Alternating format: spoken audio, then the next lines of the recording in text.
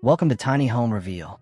Discover hidden rooms, smart designs, and unbelievable tiny homes from around the world. Let's get started. Imagine walking out the door for work, leaving dirty dishes in the sink, jam smeared on the wall from your kid's breakfast, and muddy footprints across the floor. You come home 8 hours later, and all of it is just gone. Not because a cleaner came by, because the house itself washed it. The ceiling sprayed soap and water into the room like an automatic car wash. The floor drained it away, and warm air dried everything before you even got home. That's not a concept video. That house was actually built by one woman, using her own money over 12 years, and it actually worked.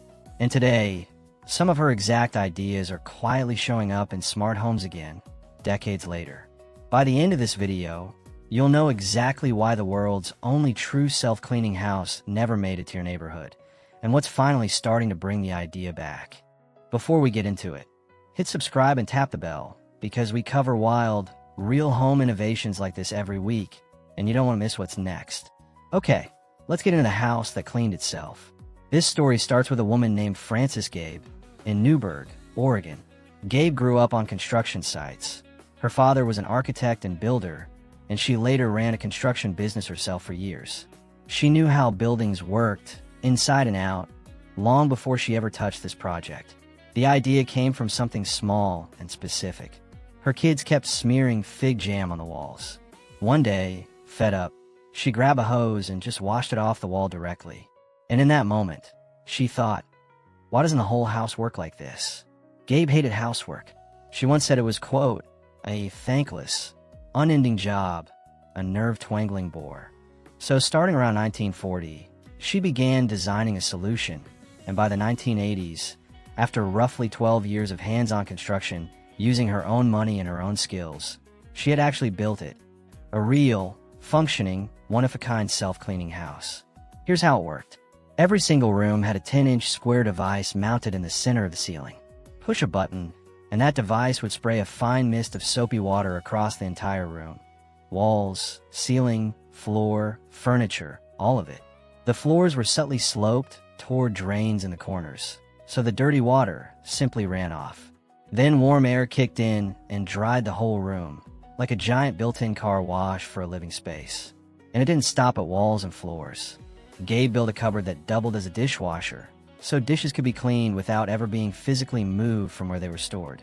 She built a closet where you could hang dirty clothes on chains, and the closet itself would wash and dry them before pulling them back in for storage. Sinks, tubs, and toilets were self-cleaning. Bookshelves were designed to dust themselves. In total, her patent covered 68 separate devices working together, and on January 31st, 1984, she officially received U.S. patent number 4,428,085 for what was legally titled self-cleaning building construction. To protect anything that couldn't get wet, books, papers, photographs, she stored them in waterproof jackets and sealed plastic cases. It wasn't elegant in every corner, but functionally, it worked. She lived in it. She used it. For years, it was genuinely the only self-cleaning home on Earth. So if it actually worked, why isn't every house built like this today? This is the part of the story most people never hear. First, and this is important, Gabe wasn't just building a novelty.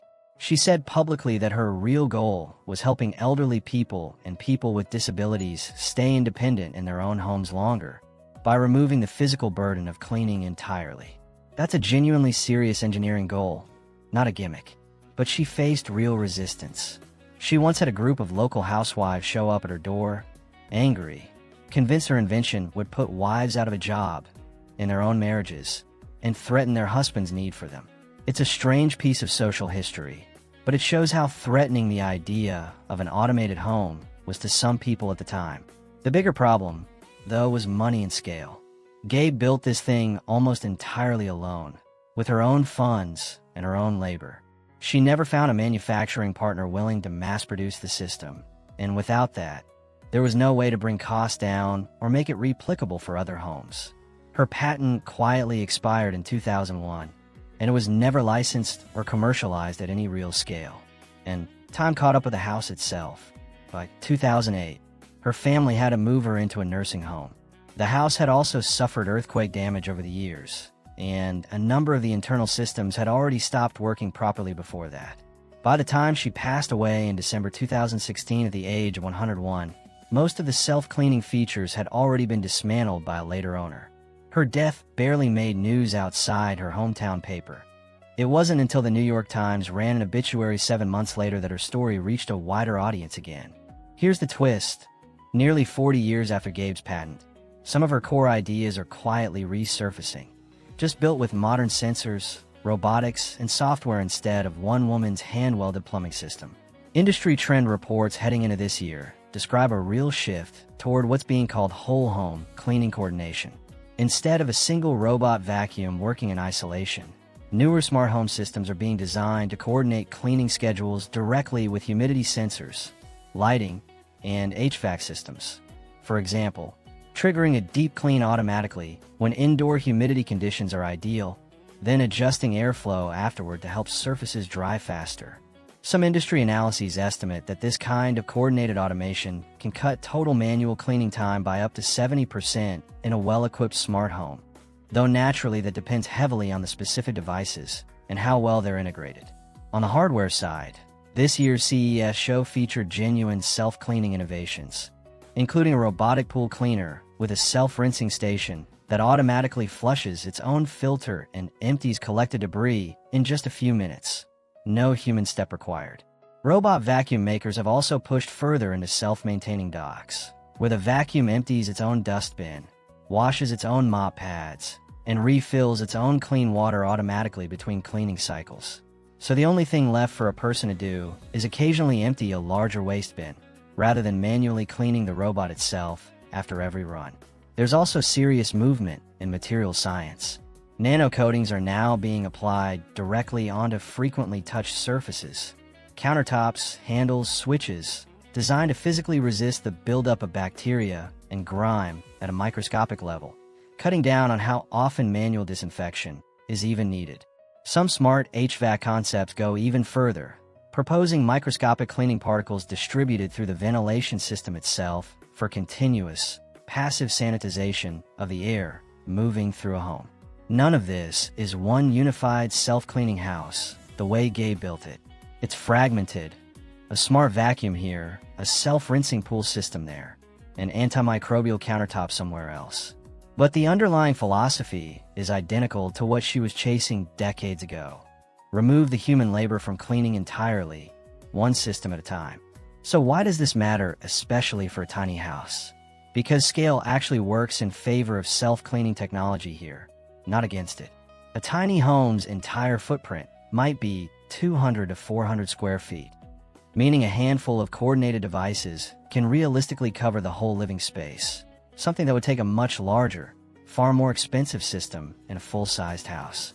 A single advanced robot vacuum and mop combo with a self-emptying, self-washing dock can reasonably handle the entire floor plan of a tiny house, whereas in a 2,500 square foot home, you might need multiple units and a much more complex routing setup. Bathrooms are a similarly good fit.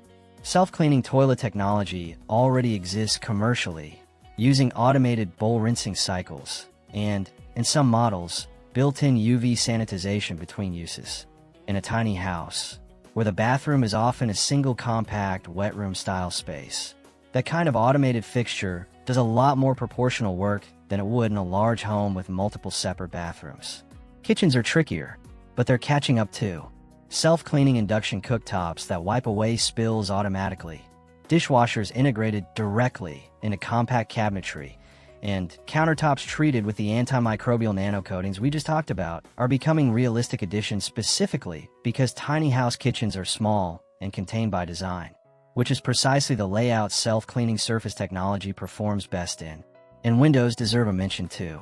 Self-cleaning glass, coated with a titanium dioxide layer that breaks down organic grime using sunlight and then rinses it away with rainwater, has actually been commercially available for years in architectural glazing, and it's a natural fit for tiny houses, which often lean heavily on large glass walls and skylights to make a small space feel bigger.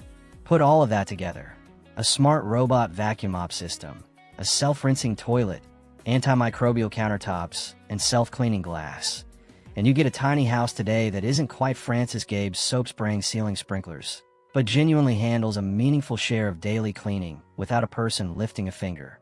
It's modular, it's buildable with off-the-shelf products available right now, and unlike Gabe's original house, none of it requires a custom-welded plumbing system built entirely by hand. Now, because this channel doesn't sugarcoat things, let's be honest about where self-cleaning still falls short, because it's important not to oversell this. No home available today does what Gabe's house did in one unified system. What exists now is a patchwork of separate smart devices. A vacuum here, a toilet there, a coated countertop somewhere else. Not one integrated whole house cleaning mechanism. Gabe actually solved that unified system problem in the 1980s with hardware. Nobody has successfully rebuilt and commercialized that exact vision since. Deep cleaning and true chaos still need a human. Robot vacuums struggle with cables, thick clutter, and certain edge cases along baseboards. Self-cleaning coatings reduce grime buildup. They don't eliminate the need for occasional manual scrubbing entirely. Laundry, in particular, remains one of the least automated parts of home cleaning today. Nobody has meaningfully replicated Gabe's chain-hung self-washing closet at commercial scale. Cost adds up fast. A genuinely well-equipped smart cleaning setup. A premium robot vacuum mop with a self-cleaning dock. A smart self-rinsing toilet, nano-coated surfaces, and self-cleaning glazing is a real investment on top of the base cost of building a tiny house, and buyers need to weigh that against simply cleaning manually, which costs nothing but time. And reliability matters more in a small space, not less. In Gabe's own house, systems broke down over the decades and were never fully repaired. Any water-based automated cleaning system carries some risk of leaks or malfunction.